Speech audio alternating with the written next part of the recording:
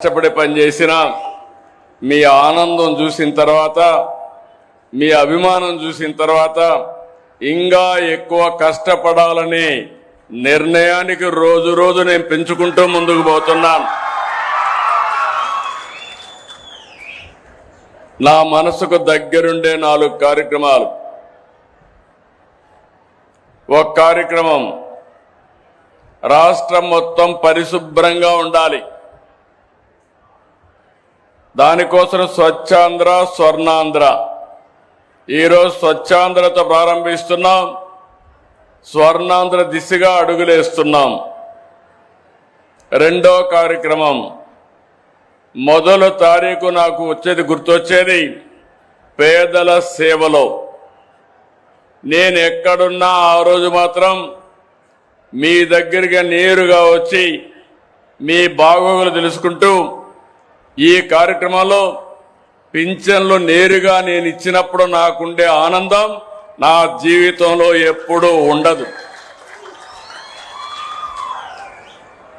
అర్హులైన వ్యక్తులకి, అవసరమైన వ్యక్తులకి నేనేదో ఇవ్వడమే కాకుండా నేరుగా మీకు గౌరవంగా అందుతుందా లేదా అని నాకు 2 టీంలు ఉన్నాయి.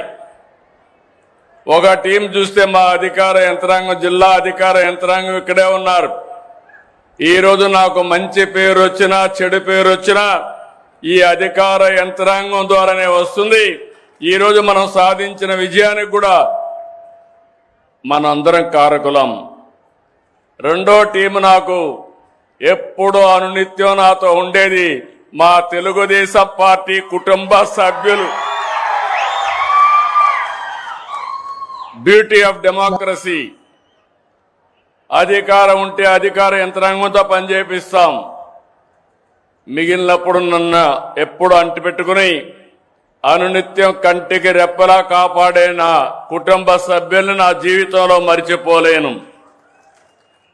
అందరికీ ఒకే మాట చెప్పాను, నా జీవితాశయం పేదరికం లేని సమాజం చూడాలని, ఆర్థిక అసమానతలు తగ్గాలని, అందరికీ జీవన ప్రమాణాలు పెరగాలనేది నా ఆలోచన.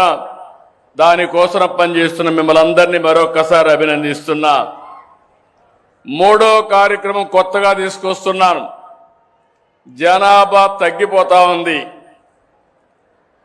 ఎప్పుడైతే ఆదాయం పెరుగుతా ఉందో ఆటోమేటిక్గా కొంతమంది ఒక పిల్లవాడితోనే సర్ది పెట్టుకుంటున్నారు.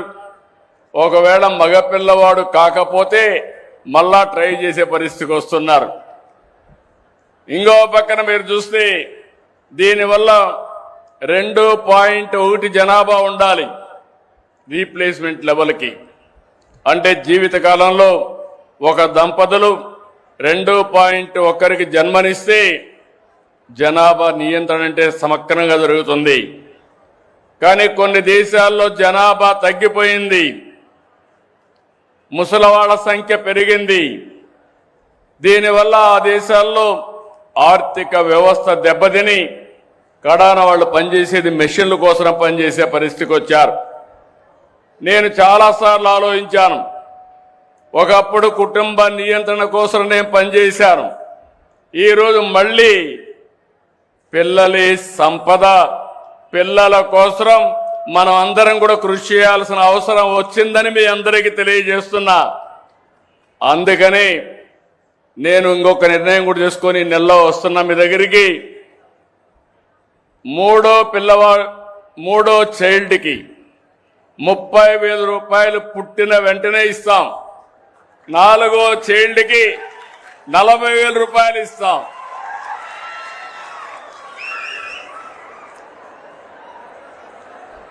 ఇది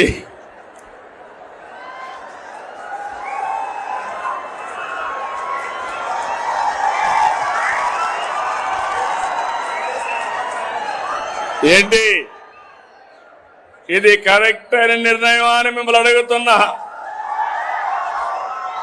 మా ఆడబిడ్డలు చెప్పండి అమ్మా, మీరేమంటారు?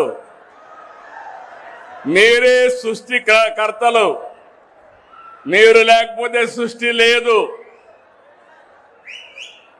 అలాంటి మనందరం కూడా ఆలోచించుకోవాల్సిన అవసరం ఉంది. నేను వస్తాను. మీరు అనుకుంటున్నారు పిల్లలు భారం అని. కాదు, పిల్లలే మీకు సంపదను నిరూపించే బాధ్యత నాదని మరొకసారి హామీ ఇస్తున్నా. ఇంకా పగడ్బందీగా చేస్తాం. అంగన్వాడీలు ఇంకా బాగా చేయడం. మొదటి తారీఖు వస్తానే మీ అకౌంట్లో 15,000 రూపాయలు తల్లికి వందనం కింద మీ అకౌంట్లో వేస్తున్నా.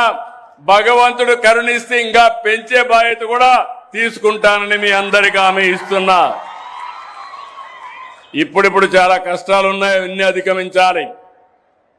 4వ ప్రోగ్రాం ఈరోజు నేను చేసే పని మీరు చూస్తే 5 సంవత్సరాలు గొడ్డలి పార్టీ చేసిన అరాచకం, మీ ఆస్తులన్నీ మార్చేశారు. అందుకే నేను ఒకటి ఆలోచించాను, జీవితంలో మళ్ళీ మీ భూముల జోలుకు రాకుండా టెక్నాలజీ బాగా అభివృద్ధి చేశాం. Block chain technology, QR code పెట్టి మీ భూములు సర్వే చేసి మీ ఆమోదంతో మీ రికార్డు మీకు ఇచ్చే బాధ్యత సంవత్సరం పెట్టుకున్నా. రాబోయే 2027 మార్చికి ఎక్కడా భూ తగాదాలు లేకుండా చేసే బాధ్యత ఈ ప్రభుత్వానిది. ఈ 4 తీసుకొని అనుకుంటే లాభం లేదు. నేను హైదరాబాద్ అమరావతిలో పడుకుంటే పనులు కావు. అందుకే స్వచ్ఛాంధ్ర స్వర్ణాంధ్ర ఒక ఉద్యమంలా చేస్తున్నాం. 17సారి నేను వచ్చాను. ఫలితాలు కనిపిస్తున్నాయి, మార్పు కనిపిస్తుంది. స్వచ్ఛత వైపు సగర్వంగా అడుగులు వేస్తున్నాం. నేను స్వచ్ఛాంధ్ర అంటే రోడ్డు మీద కాగితాలు లేకుండా ఉండడం, ఇంట్లో చెత్త లేకుండా ఉండడం మీరు అనుకుంటున్నారు. కాదు, మనలో కూడా మార్పు రావాలి. స్వచ్ఛమైన ఆలోచనలు చేయాలి. అదే సమయంలో మనందరం కూడా ఎక్కడికక్కడ మనం తినే తిండి దగ్గర నుంచి మన ఆరోగ్యం దగ్గర నుంచి జాగ్రత్తలు తీసుకోవాలి. తర్వాత ఇల్లు, పరిసరాలు, ఆఫీసు ఇవన్నీ కూడా చేయాల్సిన అవసరం ఉంది. అందుకే నేను మిమ్మల్ని అందరినీ కోరుతున్నా, అలవాట్లు మారాలి. తద్వారా సమాజం మారుతుంది. సమాజం మారితే స్వచ్ఛాంధ్ర సాకారం అవుతుంది. నేను 2047కి స్వర్ణాంధ్ర లక్ష్యంగా పనిచేస్తున్నాను. మీరందరూ గుర్తుపెట్టుకోవాలి, ఈరోజు మన తలసరి ఆదాయం 3 లక్షల రూపాయలు ఆవరేజ్న. ఇది 54 లక్షల రూపాయలు చేయాలని రాబోయే 22 సంవత్సరాల్లో 54 లక్షలు చేయాలనే దిశగా ముందుకు పోతున్నాం. ఇక్కడ ఇంకోడు పెట్టాను.